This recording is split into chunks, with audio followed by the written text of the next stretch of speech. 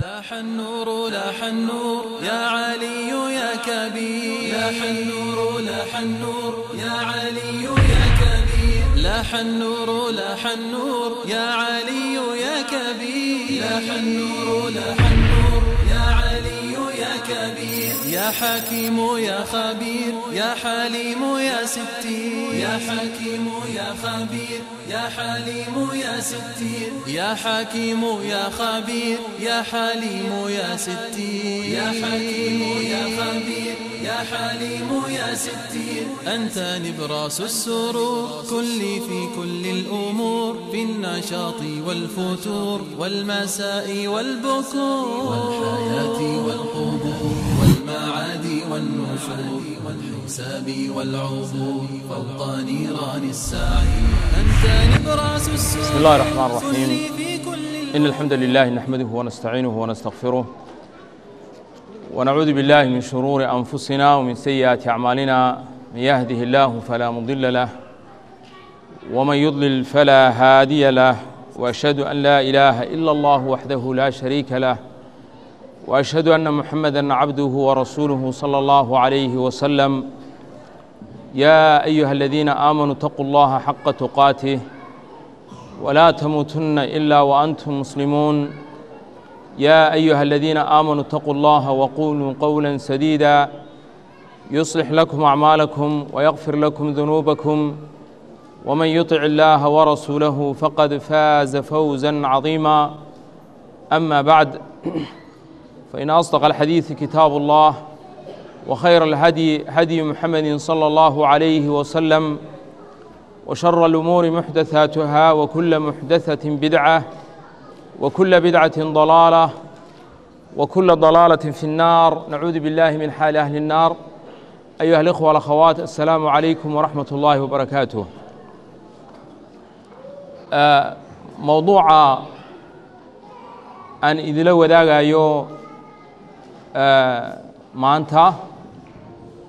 oo ku magacaaban آثار الطلاق في المجتمع، saamaynta iyo raadka uu furniinku ku leeyahay mujtamaca. طبعا haddii uu raad ku leeyahay mujtamaca, waxa kale oo uu raad ku yeelanayaa afraaddii, hooyooyinkii, aabbayaashii, ha uguna darnaatee carruurtii. furniinku ayuha alikhwa walakhawaat waa arrin ay dhibtiisu ay aad iyo aad u badan tahay. mujtamacaadka ama bulshooyinka bini'aadmiga ee maantuna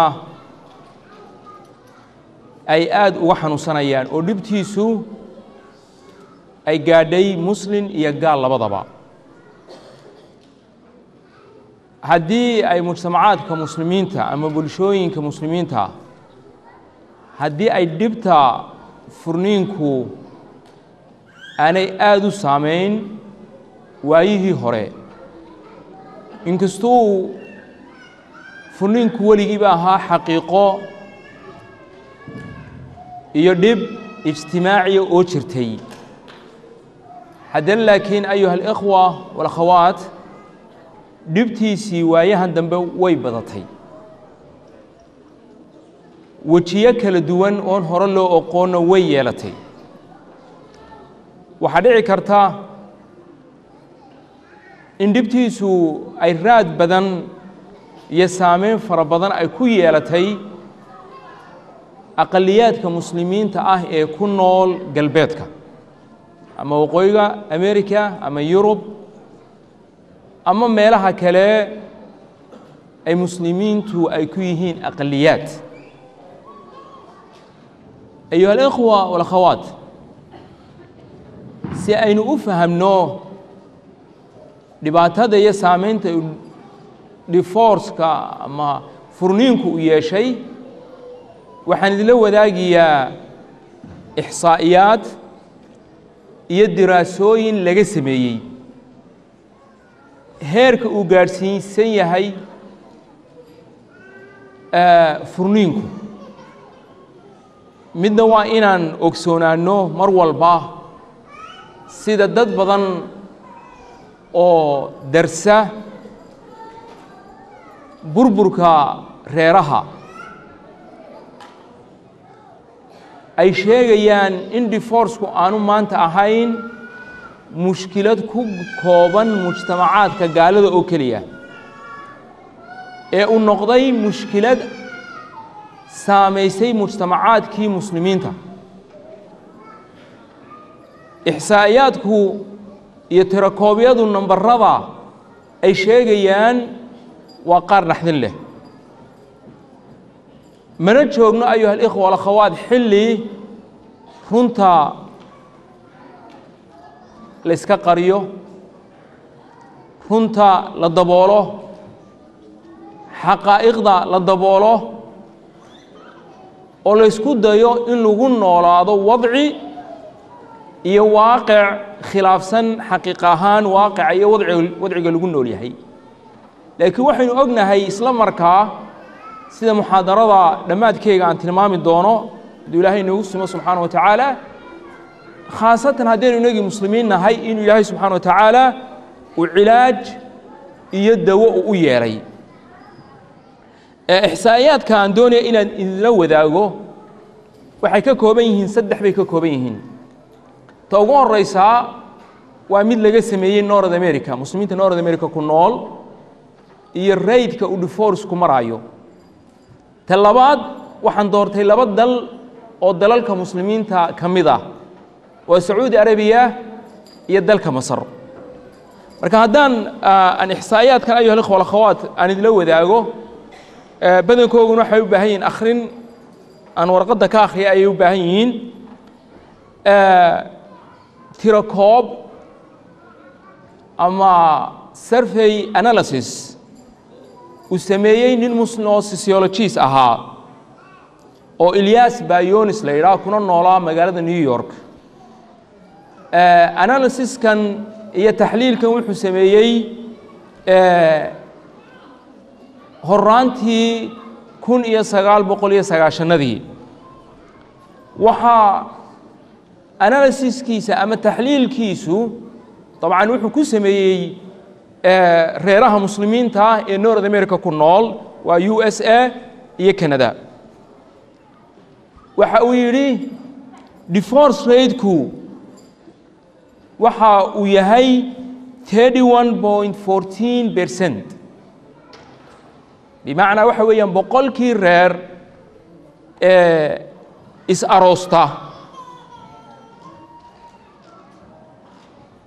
boqolkiiba 31.14% ayaa ku dambeeya divorce oo reerahaasi waxay ku dambeeyaan isfurniin iyo burbur ayay ku dambeeyaan rate-kaasi ama nisbadaasi talaaqa analysiskan ama taxliilkan lagu sheegay horaantii 1990 waxay yidhaahdeen 3 jeer ayay ka sarreysay labada dal ee caalamul islaami xilligaasi divorce rate-koogu ugu sarreeyey oo ahaa Masar iyo Turkiya oo labadaba wuxuu ahaa 10% buu ahaa nisbada mi'awiga ah ee divorce rate-ka waqtigaasi Masar iyo Turkiya oo labadoodu ahaa labada dal ee caalamul islaami ugu furniin badnaa dadka iskuursada ay ugu furniin badnaayeen wuxuu ahaa boqolkiiba 10 buu ahaa laakiin muslimiinta North America ka nool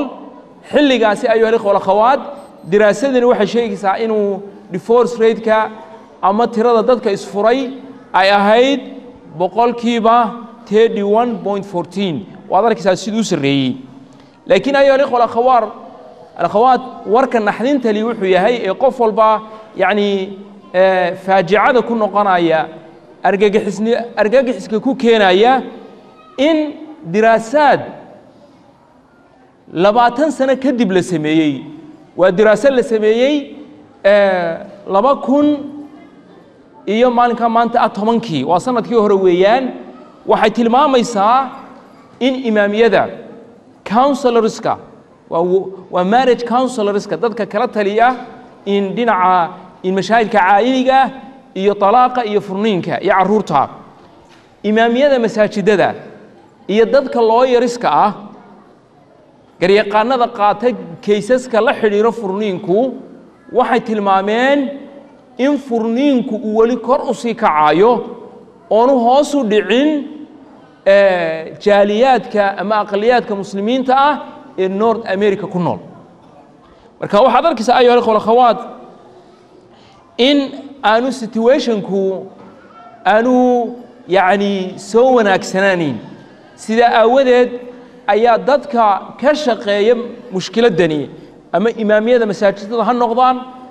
ama dadka marriage counselorska istishaaraadka iyo talada iyo waanada u gudbiya dadka mashaakilka caa'iliga uu haysto ama dadka marriage problemsku uu ka dhaxeeyo ama dadka muslim communitieska hoggaanka ka ah dadka odayaasha in mujtamacaadka muslimiinta ee North America intaba ayuu halqool khawaad waxa looga baahan yahay inay mushkiladani ay fiiro gaara inay siiyaan طيب haddaan u soo noqdo waxaan idina wadaagayaa oo kale laba diraasadood oo laga sameeyay laba dal oo ka mid ah dalalka caalam islaami ugu waaweyn waa dalka Saudi Arabia iyo dalka Masar طيب diraasada laga sameeyay dalka Masaaridu waxa ay tilmaamaysaa ayuha ikhwa khawaat in divorce rate-ka ama nisbada iyo tirada dadka isfuraya ay ayuha ikhwa khawaat ay yahay wax laga yaabay uu yahay wax laga yaabay oo aad iyo aad u sareeya diraasad ay samaysay mu'assasad iyo hay'ad raacsan majlis al-wazara al-masri ayaa waxa ay tilmaamtay in Masar ay ka mid tahay dawladaha caalamka oo dhan inay ka mid tahay dawladaha caalamka iyo dunida tirada furniinku ay ugu sareyso marriage divorce-koogu uu aad ugu sareeyo arrinkaasina waa arrin laga naxo waayo Masar waa dal islaami weeyaan ayuu ikhwa khawaad oo diin islaam ku abtirsada oo dhaqan islaam leh oo aan laga filayn inay heerkaasi u gaaro divorce rate-ka ama tirada furniinku waxay diraasadina ay tilmaamtay in kontonkii sanadeed ee ugu dambeeyay in divorce rate-ku aad iyo aad u kor u kacay dalka Masar kontonkii sano ee ugu dambeeyay ayuu ikhwa khawaat wuxuu kor u kacay divorce rate-ku dalka Masaarida 7% oo waxaan jiray wuxuu gaaray 40% buu gaaray boqolkiiba 7 ilaa boqolkiiba 40 bimacnaa waxa loola jeedaa konton sano ka hor waxa weeyaan yani boqolkii caa'iladood ee is aroosa boqolkiiba 7 ayaa furniin ku dambeyn jiray laakiin konton sano kadib boqolkii reer ay iskuursadaba ninkii iyo haweeneydii iskuursada boqolkiiba 40 ayaa furniin ku dambeeyay tiradaasi ma tira laga naxameynayeen waa ihsaa'iyaad naxdin iyo amakaa ku keenaya dadka muslimiinta ayuu ikhwa khawaat waxay leeyihiin maanta yawmiyan ayuu ikhwa khawaat waxa dalka Masar la sajilaa 240 xaaladood oo furniina maalin walba dalka Masaarida waxa la sajilaa dhinaca xukuumadda طبعا waxa weeyaan arqaamtan iyo tirakoobtan ayuu ikhwa khawaat waxa ay ku bees gareysan tahay gu'in isfurniinka dhinaca maxaakimta dawladda la sajilay weeyaan laakiin haday jiraan dad kale oo iyagu aan dawladaba aan iska registration ama tasjiil iyo diiwaan gelin aan ka sameyn furniinkooga iyo dalaaqooga kuwaas ihsaa'iyaadkan iyo taxaaliishani kuma jiraan ka fakir maalin walba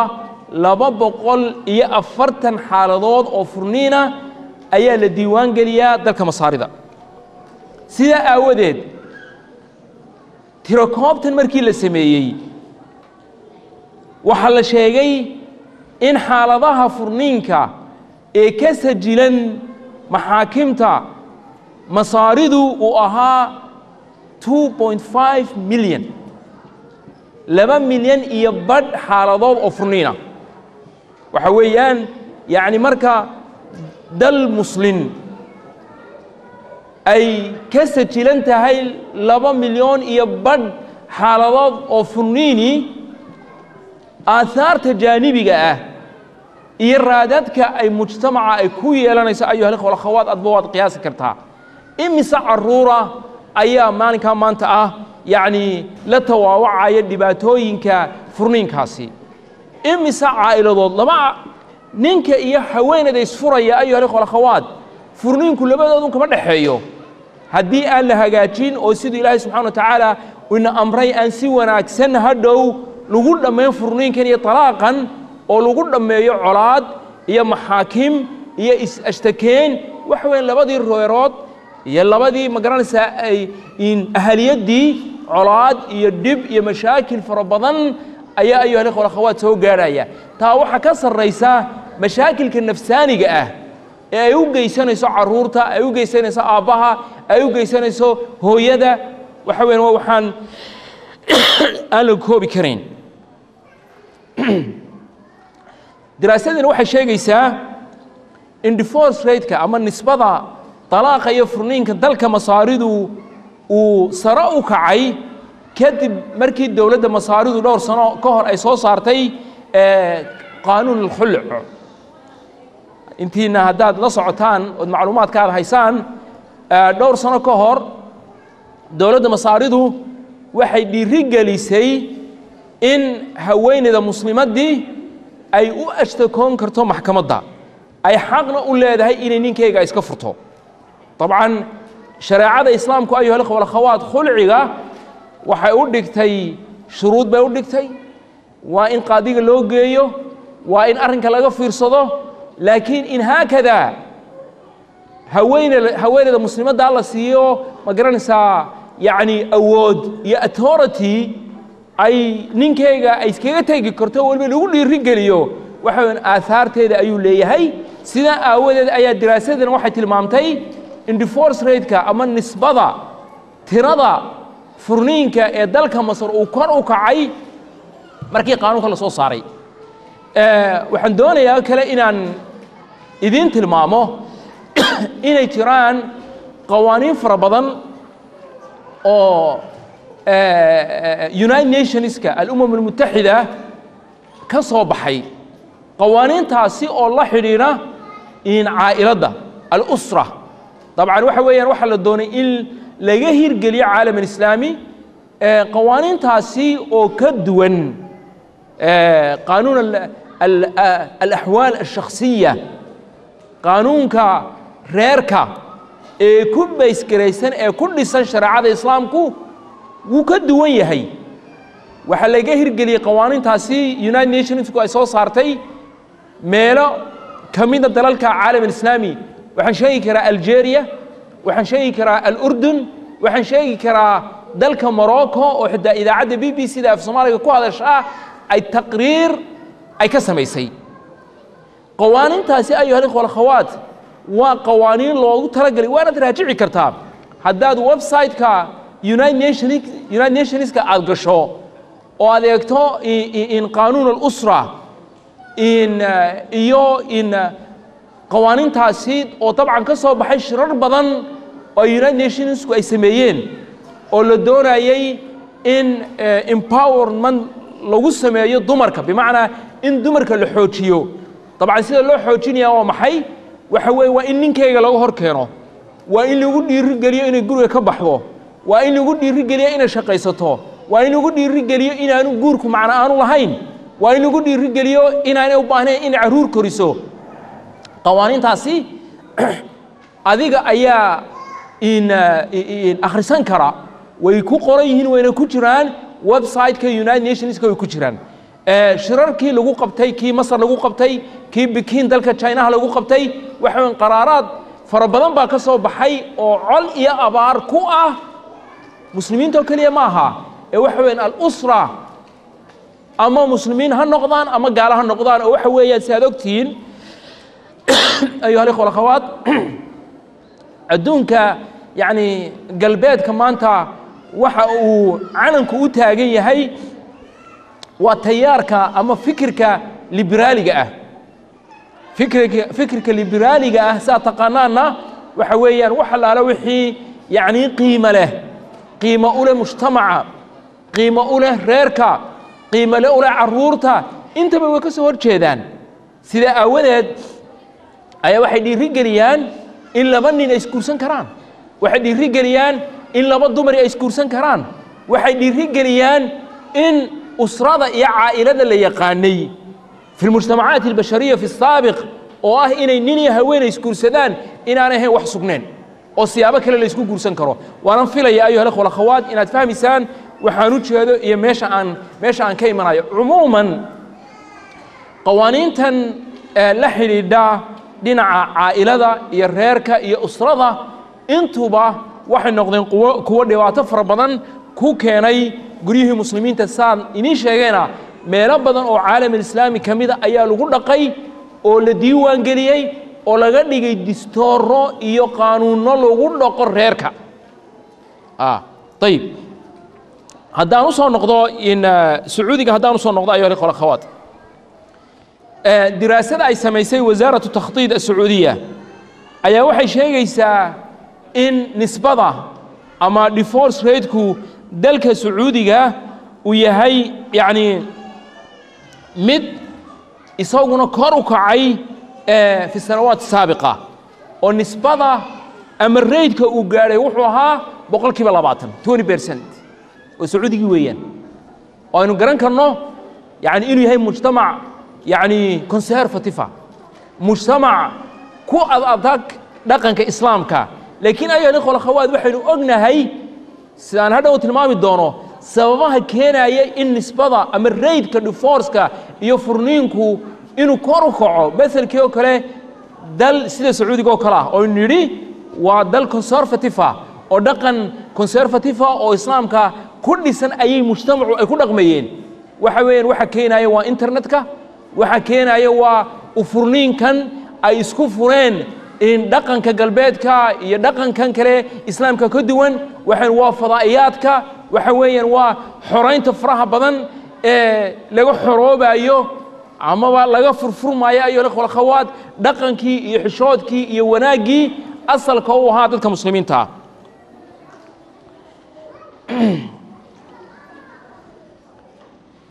waxay sheegeen in sanadada ka mid ah almaxaakim sharciya sacuudigu in laga sajilay oo laga diiwaangeliyey 70,000 oo guur maxaakimta sharciga ee guurka laga diiwaangeliyo sanadada ka mid ah waa sanadahan dambe weeyaan waxa laga diiwaangeliyey 70,000 baa laga diiwaangeliyey laakiin waxay yidhaahdeen 13,000 ayaa ku dhammaaday furniin 13,000 ayaa ku dhammaaday furniin waxa la yaab leh in diraasadina ay sheegtay in divorce-ka ugu faraha badani uu ka dhacay magaalada Riyadh waxaad arkaysaa halkani in divorce uu yar yahay meelaha tuulooyinka iyo magaalooyinka yaryar ee weli dhaqanka galbeedku aanu soo gelin waana xaqiiqo jirtaa meel walba oo dhaqanka reer galbeedku uu ku faafa caalamul islaami waxa weeyaan fasaad baa ka dhasha waxa ka dhasha in furniinku uu ku bato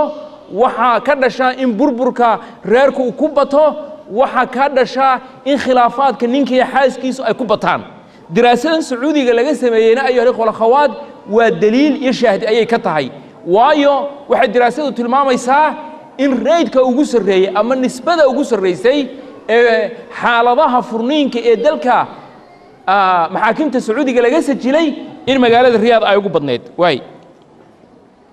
الشيخ عبد العزيز ابن عبد الله ابن محمد آل الشيخ oo ah muftiga sacuudiga ayaa waxa uu sheegay in xaaladaha divorce-ku ay kor u sii kacayaan dalka sacuudiga waay waxa uu sheegay ayuha al-ikhwa wal-akhawaat in isagu sanad keliya yani wuxuu eegay 4,000 oo xaaladood oo furniin ayuu eegay oo muftiga sacuudiga yani iska dhaaf ayo la khalaqawaad yani maxaakimta kale ee sharciga ee guurka laga waxaan u jeedaa divorce iyo furniinka laga diiwaan geliyo iska dhaaf muftiga sacuudiga laftiisa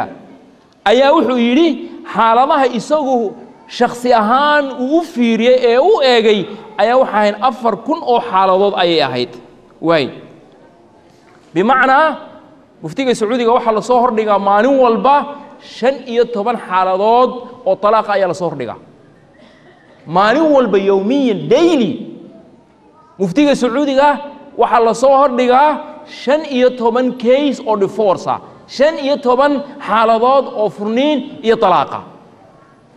maran barnaamijkan ka dhageysanayay qanaatu rahma sheekh maxamed xasaan uu leeyahay ayaa usbuuc ayaa waxa ay ka hadlayeen ama dhowr maalmood mushkiladda divorce iyo talaaqa ayay ka hadlayeen sida mujtamaca masaarida ay raadka ay ugu yeelatay xaqiiqatan waa la tacajubaysaa yani dadka soo hadlaya dumarka soo hadlaya waayo waxaan dhageystayaasha ayaa loo furay inay in comments-kooga ama in tacliiqaadkooga ay ka bixiyaan inay mashaakilkooga ay soo bandhigaan waad la tacajubaysaa nimanka iyo dumarka soo hadlaya weliba waxaan fiiro gaara aan siiyey in cimriga dadka soo hadlaya ay kala duwan yihiin xaaladaha la yaab kale aad arkaysaa waxa weeyaan dad 30 sano isa soo qabay dad 40 sano isa soo qabay oo haddana yani qarka u saaran inay isfuraan amaba ka fakiraya inay isfuraan ayuu qol khawaad oday iyo islaan 40 sano soo joogay waxa isku furaan maxaa keenaya barnaamijkaasi maalan dhageysanayay ayaa sheekh Azhariya ayaa wuxuu yiri yani wuxuu yiri cell phone-kayga buu yiri cell phone-kayga ma aha telefoonka xafiiskayga ma aha cell phone-kayga buu yiri taqriiban 80% dadka ila soo hadlay cell phone-kayga igala soo hadla mobile-kaygu waxay igala hadlayaan mashaakil caa'iliya family problems ayay igala hadlayaan buu kulay taqriiban 80%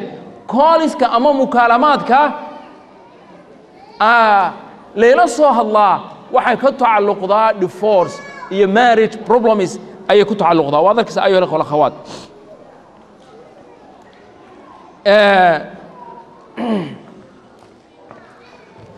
kusi dheeraan maayo ayuu la qolo khawaad ihsaa'iyaadkaasi oo idinkuba waad aragtaan laakiin waxaanu sheegaynaa ayuu la qolo khawaad in mushkiladan ay tahay mushkilad aad iyo aad u weyn mushkilad aad iyo aad u ballaaran oo loo baahan yahay sidaan idhi dadka ka shaqaynaya sidii reeraha loo burburin lahaa sidii ka down loogu samayn lahaa ama loo yarayn lahaa mashaakilka caa'iliga iyo burburka reeraha iyo khilaafaadka ninka iyo xaaskiisa ka dhaxeeya ama ha noqdaan imaamiyada ha noqdaan ama marriage counselorska ha noqdaan ama dadka ka taliya in maraakista islaamiga ha noqdaan waxa xaaladani waa xaalad u baahan ayuu kala khawaad in loo fiirsado haddaan u soo noqdo ayuu kala khawaad aan xoogaa aan dul maro mashaakilka haysta in dadka muslimiinta ah ee North America ku nool Soomaalida ha noqdaan khaasatan midkii oo kale waxaan la hadlaynaa mujtamac Soomaali ayaan la hadlayaa ama si caama waxa weyn ayuu kala khawaad mashaakil fara badan baa jira divorce kuna ayuu kala khawaad aathar badan iyo saameyn badan ayuu ku yeeshay hooyadii buu ku yeeshay saameyn oo waxa weeyaan dictionary-ga ama qaamuuska hooyada af Soomaaliga ee North America ama Europe ku nool waxa soo galay kelmad la yiraahdo oo hore loo aqoon single mother macnaheedana ayuu kala khawaad dhamaantiin waad wada garanaysaan single mother waxay tahay dhibta haysata mashaakilka haysta iyo sida ay ugu tawaawacayso ayuu kala khawaad yani dalalka galbeedka iyo dalalka Yurub intaba wad garanaysaan single mother-nimadu waa mushkilad ka dhalatay divorce-ka waxa laga yaabaa in dumarka qaar kood odayga dhintay laakiin tiradu waa intee dumarkan single mother-ka ee Soomaalida ama muslimiinta North America iyo Yurub ku nool inteeba sababta ay walaashaasi single mother ay ku noqotay sababtu ay tahay ninkii bay kala tegeen odaygii bay heshiin waayeen ama odaygii bay Soomaaliya kaga timid waa tiro fara badan weyn ayo la khalkhawaad dibta uu divorce-ku keenay waxa kamid ah ayo la khalkhawaad in ay caruurtii ay dhibaatoonayso waxaad qiyaasta ayo la khalkhawaad yani midalkii oo kale dadka isku furay dalkii ama dhul muslim isku furay waxa weyn caruurtii waxa jooga adeeraa jooga abtiyaal baa jooga edooyin baa jooga habaryara joogta qaraabadii baa joogta eheliyadii baa joogta caruurtii waa lagu korinaya laakiin Mareykan iyo North America walaasha lagu furay ama ninkeygii oo Soomaaliya jooga ama Kenya jooga ama Egypt jooga sida xaalado fara badan oo isoo maray oo laygala hadlay waxa weeyaan ee dooratay inay ninkeygii iska furto oo kaligeed North America ku noolaato waxa waa inay iyadu caruurta iskuulka geyso weeyaan Sunday morning iyo Saturday morning waa inay iyadu caruurta Quraan madrasada Quraanka ay geyso weeyaan waa inay caruurta u shaqeyso weeyaan inankii markuu noqdo 12 jir waxa weeyaan aabu u baahan yahay madaxa ka jabiyo fadhiisiya iyadu shaqada ma qaban karto inankeygi ma edbin kariso waxa weyn mashaakilka ku furmay adba waad qiyaasaysa deebtana waa taa kolba kula soo roorisa masaajidka ee imaamkii masaajidka ama sheekhi masaajidka ama macallinkii madrasada kala hadlaysa dhibaatada caruurtii ka haysata divorce-ka waxa ka dhashay ayuu khalkhawaad also mashaakil yani nafsaaniya ayaa ka dhashay oo caruurta uu ku keenayo ya waayo waxa weeyaan waynu ognay malihin talaaqu ama furniinku ayuu khalkhawaad mararka qaarkood waa xal weeyaan oo wax Ilaahay baneeyay laakiin wixii markuu noqdo yani tusbax la gooyay oo uu noqdo wax caadi ah uu noqdo oo uu noqdo xitaa wax lagu faano uu noqdo wax ninku xaaskiisa uu ku hadido waan ku furi doonaa amaba ay haweeneydu ninkeyga ay ku hadido oo tira hadii la furo ma feer bay jabi doontaa waxaan xaaladaas ay khalkhawaad maaha xaalad caafimaad qabta maaha ee waa xaalad loo baahan yahay in dawo loo baaro way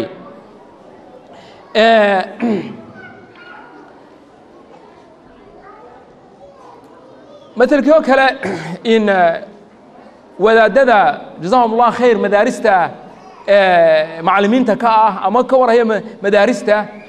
ayaa waxaan weydiiyay su'aal baan weydiiyay laba magaalo Seattle waan weydiiyay Minneapolis waan weydiiyay waa laba magaalo ay Soomaalidu ku badan tahay su'aashan weydiiyay waxa ahayd caruuraha la keeno madrasada Quraanka badankooda ayaa keena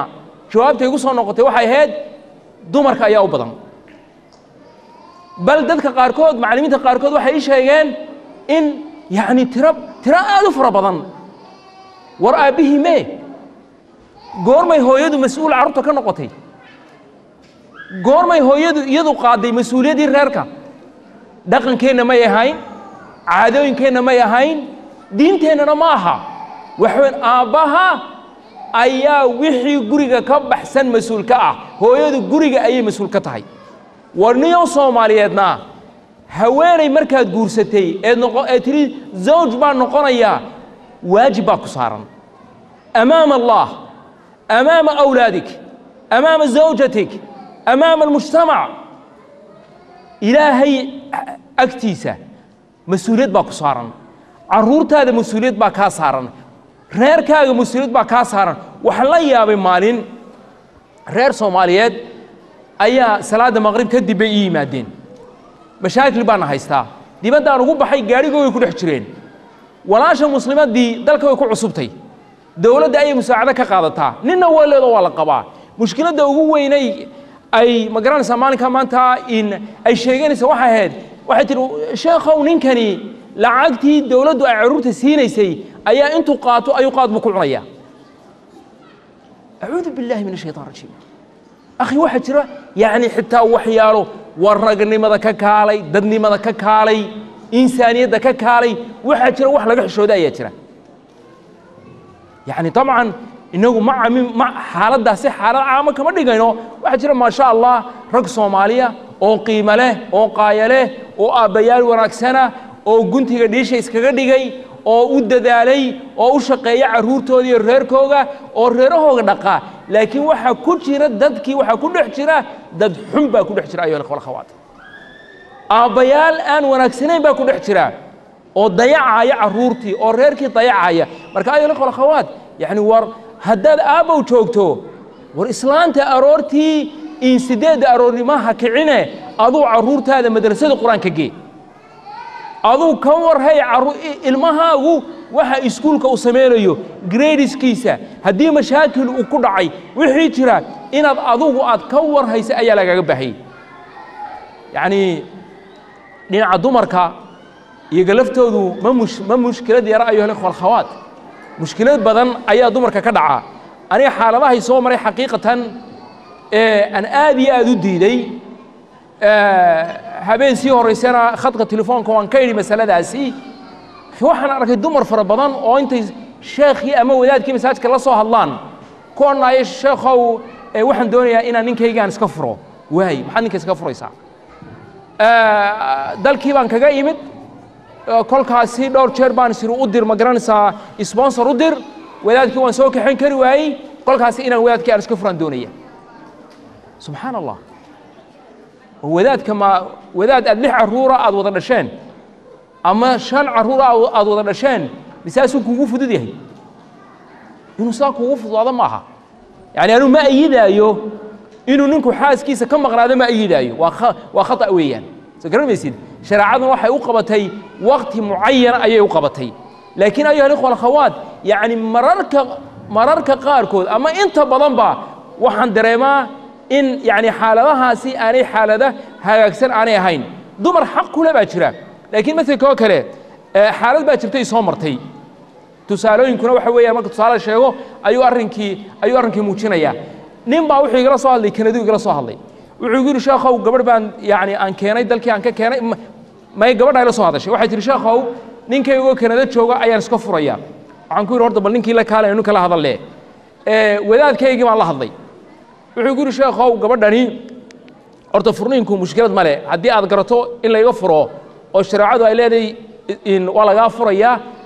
wax dhibaato ah kama qaba arrinkaasi laakiin in gartayda la dhageysta ayaan doonayaa waxaan ku yiri sharaacadu gartaada way dhageysanaysaa khulciguna maaha balaan jeeg dumarka la iska siiyey maaha oo haweeneydu markay doontana inta iska guursato markay doontana ay ninka iska furto sharaacadu saa ma ogola waxaan ku yiri dhibaatada jirtaa waa maxay baan ku yiri wuxuu ku yiri dhibaatada jirtaa waxa weeyaan haweeneydan waxaan ka soo guursaday buu yiri dalkii baan ka soo guursaday muqdishaan ka soo guursaday waxaan keenay Kenyaan keenay eegada u fiirso muqdishaan kula aqal galay buu yiri Kenyaan keenay haddana iqaamad baan soo saaro Sacuudigaan keenay haddana Sacuudigaan ka keeno Mareykan baan keenay wuxuu ii sheegay lacag intee leeg ayaa iga baxday buu yiri wuxuu haddii lacagteedii ay soo celinayso waxba kama qabo gabadhii baan ku yiri ninkani maxaad ku diidaan ku yiri ninkani waxaad ku diiday eed guurkiisa ku nacaysaa waa maxay leel ila dhageystay qaadiguna uu dhageysanayaa wala hayaa fi diin gabadhii Soomaaliyeed waxay ka tigi weyday inay ku tiraahdo hore waan ugu ararto waxaan ilaa hayaa fi diin waxa ay tiri ninkan waxaan ku diiday ninimadiisan ku diiday oo xaqii ay gogashan ku lahaa ima siiyo wadaadkii baan ku noqday waxaan ku yiri sheekh haweenadu garbay sheeganaysaa balan kartaada sheego wuxuu sheekhow saa hore kugu sheegay gabadhan muqdishaan kula aqal galay Kenyana waa la joogay Sacuudigana waan keenay haddii ninimadeeda diiday intii aan muqdisho la joogay ama aan Kenya la joogay maxay ii diidi weydi marka ayuu ikhwa akhawaat yani waa wax la yaabo weeyaan marka waxaan leeyahay taban xaaladaasi waxa laga yaabaa inay noqoto xaalad extreme inay noqoto oo dumar kalena iyaguna ay arrimo kale ay marmarsiya ka dhigtaan laakiin waxaan leeyahay walaasha muslimadda ayuu ikhwa akhawaat ayaynu ku degdegin in ninkeyga laga furo waliba haddii ay carruur wada leeyihiin ha isku dayda inay odayahaan keento ha isku keento inay carruurta iyo aabahood inay midayso laakiin degdeg noocaasi ayuu ikhwa akhawaat ma banaana dhinaca kale haddaan ka fiiriyo waxa jira ayuu ikhwa akhawaat waana xaaladaha ugu foosha xun ee arkay weeyaan rag muslimiina oo Mareykan iyo North America dumar iyo carruur ay u joogtay wuu iskaga tagayaa Soomaaliya ku noqonayaa xaas kale ayuu Soomaaliya ka guursanayaa halkaas iska degayaa oo gabadhii iyo carruurtii Mareykan joogay maxaa ku dhacay wuu iska ilaabay sanad 2 sano 3 sano 4 sano 5 sano 6 sano xaalada noocaas ah soo maray nin intuu carruur iyo xaas Mareykan kaga tagay lam yutalliqha ما أوصن فرين ما نفقين أيو إن حقي أكل هدنا مصينا أيو هويني كلا سومالي يكون برسول عربو كدالي سبحان الله شيخ محمد صالح بن عثيمين رحمه الله تعالى أيام مسألة لا أسيسه وكه الله يوه مسألة إن نينك واجب كنت هاي إنه غير كيس النفقيو نفقده نينك واكو واجب أيا وحا ويري شيخ رحمه الله تعالى شرعات وحا إدقى يساوي إن هدين نينكو أحاس كيسة والنفقين واي اللي المال بيك كل هذا مصروف بيك كل هذا شيخ محمد وحيري قاضيك أيه وتجيساه أو واحد كورنا يسا طلقني أو أنفق علي طلقني أو أنفق علي إفر أما مصروف سي إفر أما مصروف سي هدو مصروف كأوديدو أو نفقين وايو وحوين وحي حق ليرعي إن فرنين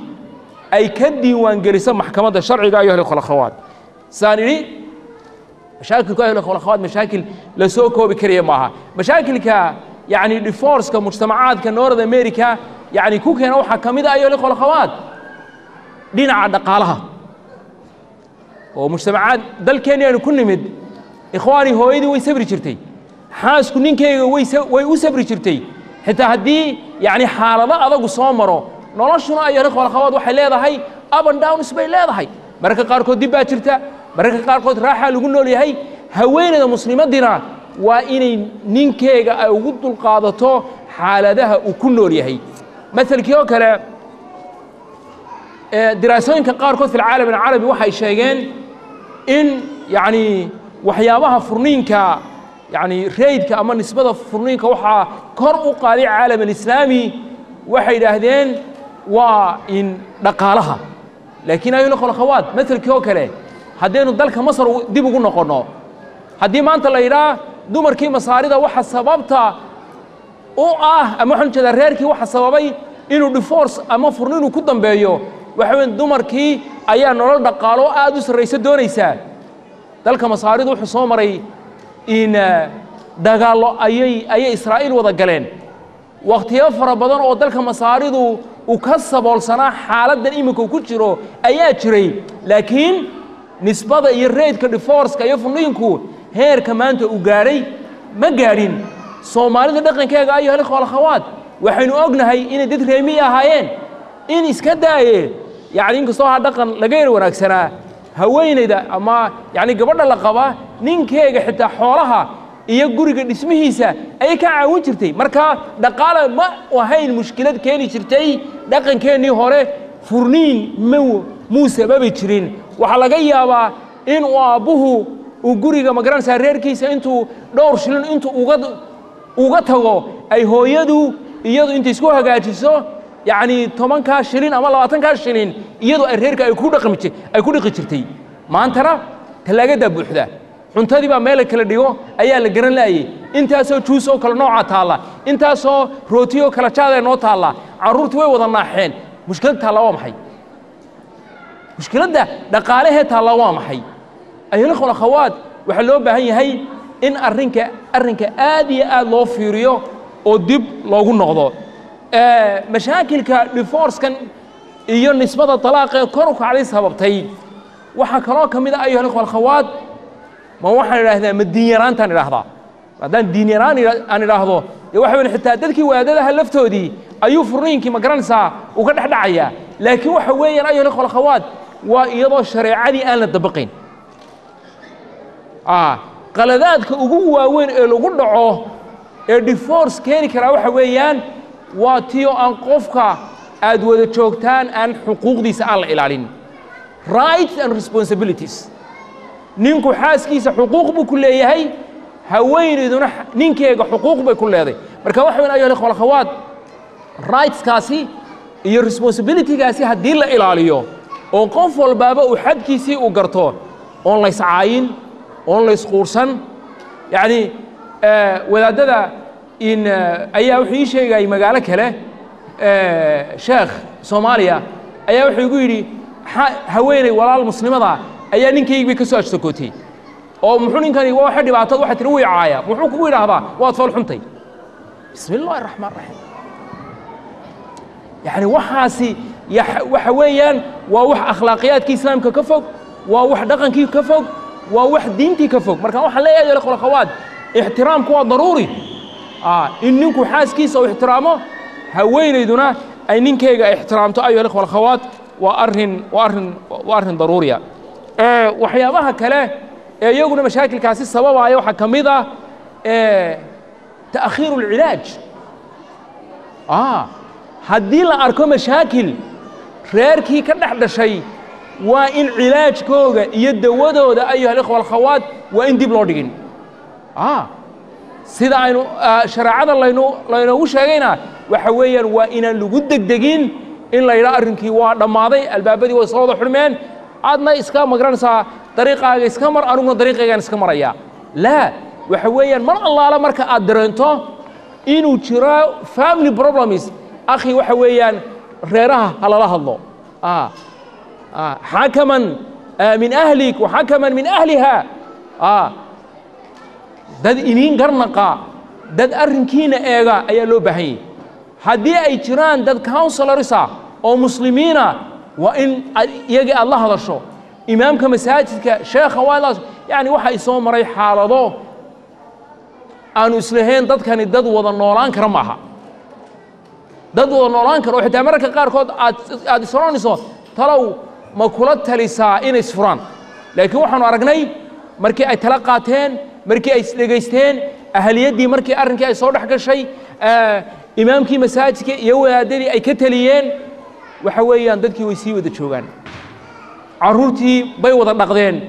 noloshii waa isbedeshay taasina waa mid ayo leh akhawaad haddii labada qof iyagu ay islaax doonayaan haddii ay wanaajin doonayaan yuwaafiq allahu baynahuma ilaahay subxaana wa tacaala labadii qof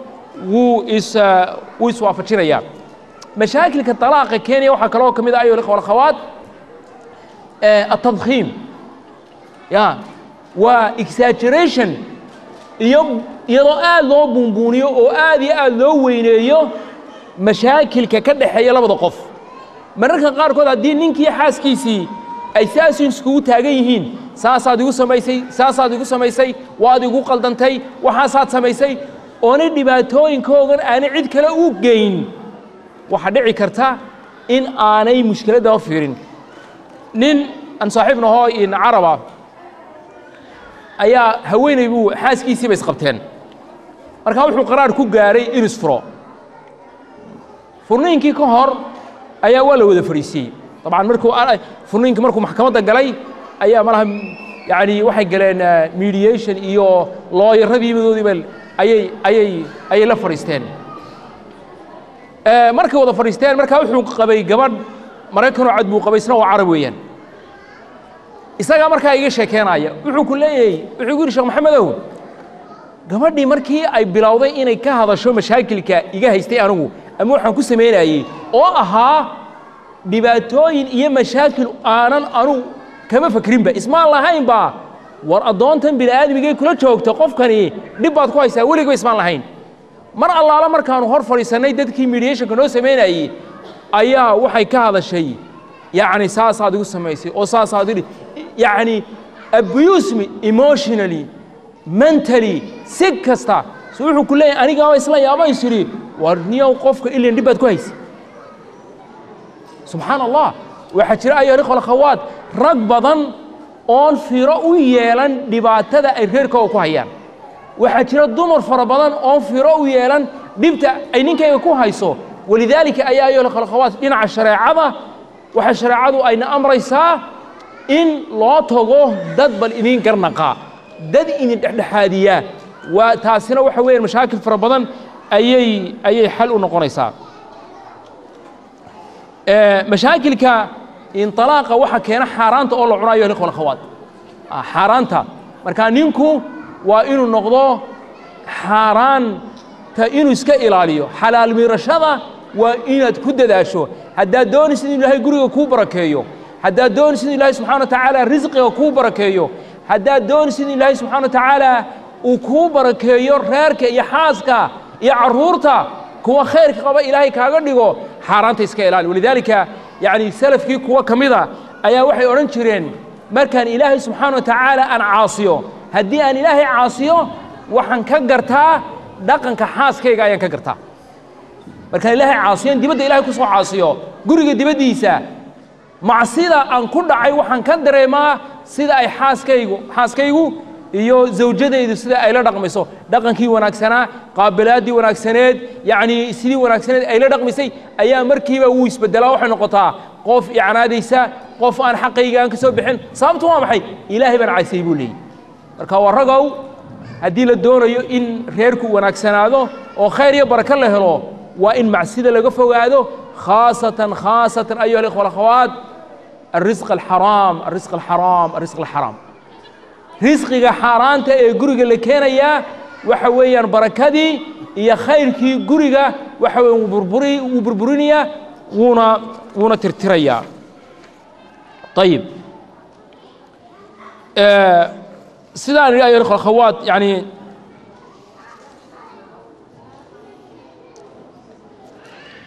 waxyaabaha cilaajka ah ayuha alikhwa alakhawaat ee lagu daweyn karaayo طبعا ilaahay subxaanaه wa tacaala wuxuu inoo sheegay cilaaj buu inoo sheegay ayuha alikhwa alakhawaat cilaajkaasi waxaa ka mid ah kuwo ka horeeya intaanay mashaakilka ku dhicin oo maxaa ka mid a waan yar dul marayaa waxaa ka mid a inaad zawjad saalixada inaad doorato walaasha muslimaddii inay doorato zawj saalixa waa taa weeyaan teeda kale qofku markuu guursanayo waa inuu baaritaan fara badan sameeyo oo uu isku dayo ninka iyo walaashuba qof munaasib u ah oo uu isleeyahay waad wada noolaan kartaan masalkii oo kale haddii imanka uu nin doonayo inuu guursado walaal ninkani waaba tabaabushuu ku jiraayo wuxuu doonayaa inuu dalkii u guuro walaashuna waxay doonaysaa inay mustaqbalkeega ay North America ay ku dhisto amaba cagsigaba walaal muslimada oo doonaysa inay dalkii ku noqotay ka hijrooto dhulka gaalada iyo nin doonaya inuu xaqan ku dhaqo caruurtiisa oo jaamacada u galaan markay isguursadaan waxa weeyaan gaalada waxay ku magacaawdaa guurka noocaas oo kale ma taqaanaan waxa weeyaan waa recipe buu yahay failure recipe ayuu u yahay failure adiga guurkaagii baabiyey from the beginning walidaalika waxaa loo baahan yahay in yani incompatible waa inuu qofku ku yahay maxaad nolosha ka doonaysaa mustaqbalka maxaad ka rabtaa halkee doonaysaa inaad ku noolaato waxyaabahaasoo inaad ku fakirto si aan marka sanad 2 sanad la joogaba aan furniin aan lagu dhaqaaqin marka waa inaad zawjad saalixada oo munaasib ku ah doono walaashuna zawj saalixa oo munaasib u ah iyaduna waa inay doorato al-istishaara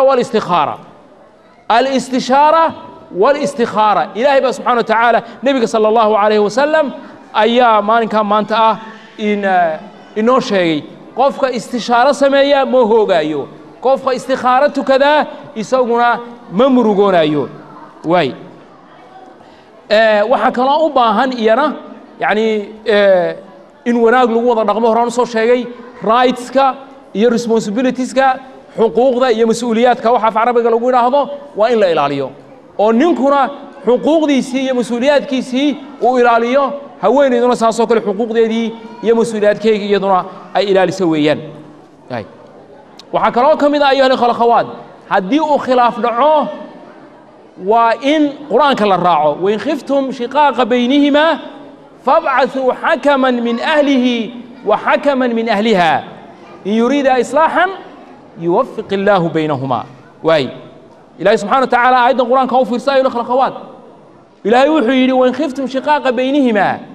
haddaad waxaa leeyahay haddii aad ka cabsataan shiqaaq iyo khilaaf ninkiiyo xaaskiisa ka dhex dhaca ilaahay subxaana wa tacaala wuxuu leeyahay dira oo saara xakaman min ahlihi wa xakaman min ahliha waa cid in garsoore reerkiisa ah iyo garsoore reerkeega ah oo ninkuna waa in reerkiisa uu qof xakama ka keeno walaashuna reerkeygii waa inay nin xakama ay ka keento oo waa maxay waa inay islaaxiyaan ilaahay subxana wa tacala wuxuu yidhi ayuha alikhwa alakhawaat in yuriida islaaxan hadday islaax doonaan oo quluubtoodu ay islaax iyo in reerkan in la wanaajiyo ay doonayaan yuwaffiq illaahu baynahumaa ilaahay subxaana wa tacaala wuu waafajin doonaa laakiin in wax la islaaxiyo in reerka la wanaajiyo in khilaafaadka meesha laga saaro in shaydaanka la eriyo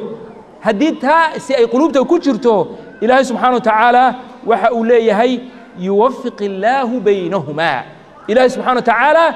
wuu waafajinayaa labada qof oo yacni in wixii khayrka ahaa gurigooga buu islaaxinayaa barakadii iyo khayrkii ayaa gurigii ku soo noqonaysa ayuha alikhwa alakhawaat waay taasi waa mid oo in lagu dadaalo taasina waxaa kaloo ka mid ah ayuha alikhwa alakhawaat walaasha muslimadda ah inaan guriga laga saarin marka ay ciddada ku jirto مثل كلا ولاشه يعني طلاقي رجعي قال فري waxa weeyaan waxa dhacda yani diraasaadna waan ka akhriyay waana arkay inay walaashi markii waa oran samaxay ninkan ay furay anigu meesha wada joogi mayno ma wada noolaan karno waan ka baxaya gurigii isaguna oranayo anigu ku biiri maayo gurigayga iga baxo ordo meel ka soo eego la walaasha talaaqa rajciga ku jirta waa inay gurigii ninkeyga waa inay joogto bal ayuha alikhwa alakhawaat maxaa loola jeedaa waxaa loola jeedaa ayuha alikhwa alakhawaat in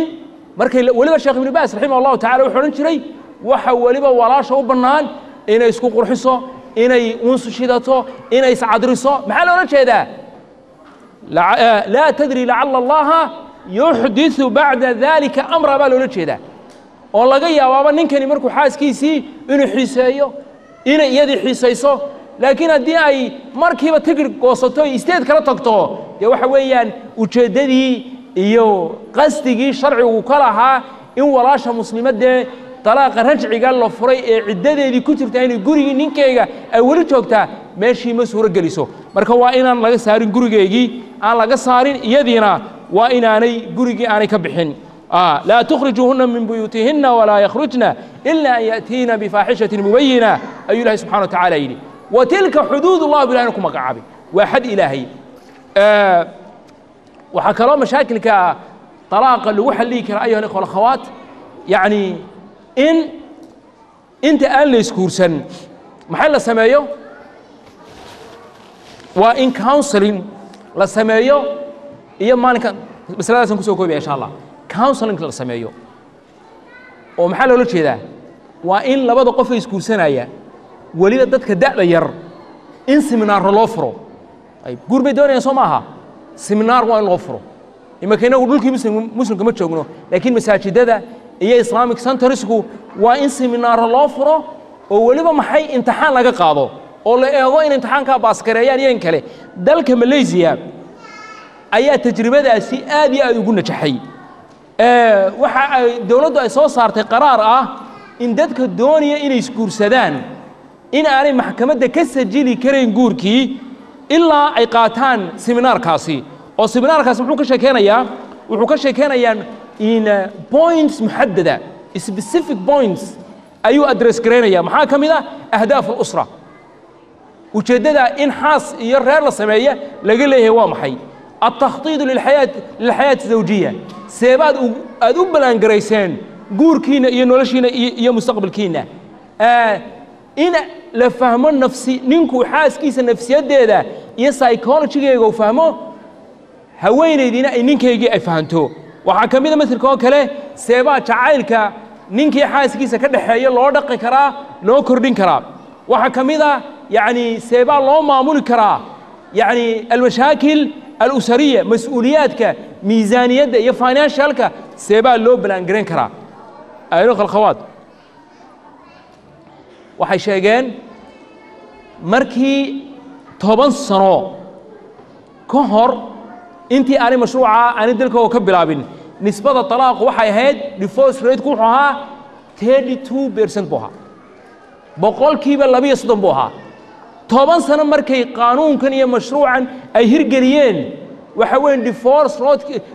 rate ka ayuu wal khawaad in drop ba ku dhacay hoos buu dhacay wuxuu gaaray 7% only boqolkiiba 7 kaliya wuxuu ahaa boqolkiiba 32% mashruucan markii hirgeliyeen wuxuu gaaray boqolkiiba 7 ayuu gaaray ayuu wal khawaad yani waqtigu wuu iga gaaban yahay لكن وإن أوانو إن مشكلة أجرته مشكلة داسنا أيها الأخوة والأخوات علاج بأوباهنت هاي إن علاج كاسين السياوة بدن أيو ليه هاي حتى أيها الأخوة والأخوات يعني إن أوريغون ستيت كان عن كل راهي محكمة الدولة الديفورس لجماعة إن ديوان جرين كرو إلا الله بدأ قف إسفوريا أي كلاسي قاتان كلاسي لوجو ترينجرين أي محي سيبي نرشان عصب أي وجهيان سيبي عروض أول رقمي أول رقم كان هدي عروض أو ذليهين سيبي علاقات وناكسن أول يلان كان أون تشويش هي مشاكل أنكو كانين عروض تودي أسأل الله عز وجل بأسماء الحسنى وصفاته العلى وحلا سبحانه وتعالى أيها الأخوة والأخوات أن كبريناه إنه ولال كل أخ وكل أخت رير له ومشاكل وكل حي إنه الله سبحانه وتعالى مشاكلك ودحيو كسارو إنه الله سبحانه وتعالى هدي أيس كراهيستين إن كراهية إلهي يجعل وجوب بدلو هدي أيس خلافين إلهي سبحانه وتعالى موافقة إصلاح إلهي وجوب بدلو إلهي سبحانه وتعالى إنه ربط الأمان من يقف فيه حال الله طلاق مجتمعات كمسلمين تا كل حفافينا إنه الله سبحانه وتعالى يريه وجزاكم الله خيرا والسلام عليكم ورحمة الله وبركاته.